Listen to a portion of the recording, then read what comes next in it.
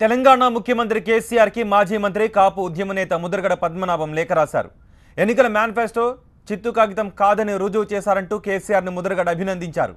ముస్లిం ST రిజర్వేషన్పై అసెంబ్లీలో తీర్మానం చేయడం గొప్ప విషయమని ఆ లేఖలో పేర్కొన్నారు. పదవులు ఆస్తులు శాశ్వతం కాదని మాట నిలబెట్టుకోవడం ముఖ్యమన్నారు.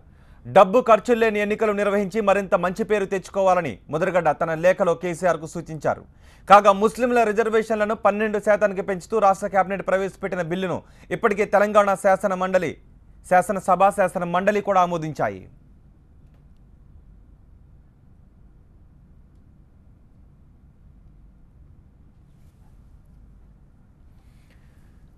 తెలంగాణ ముఖ్యమంత్రి కేసీఆర్ కి మాజీ మంత్రి కాపు ఉద్యమ నేత ముద్రగడ పద్మనాభం లేఖ రాశారు. ఎన్నికల మేనిఫెస్టో చిత్తు కాగితం కాదని రుజువు చేశారంటూ కేసీఆర్ను ముద్రగడ అభినందించారు. ముస్లిం ఎస్టీ రిజర్వేషన్లపై అసెంబ్లీలో తీర్మానం చేయడం గొప్ప విషయమని ఆ లేఖలో పేర్కొన్నారు. పదవులు ఆస్తులు శాశ్వతం కాదని మాట నిలబెట్టుకోవడం ముఖ్యమన్నారు.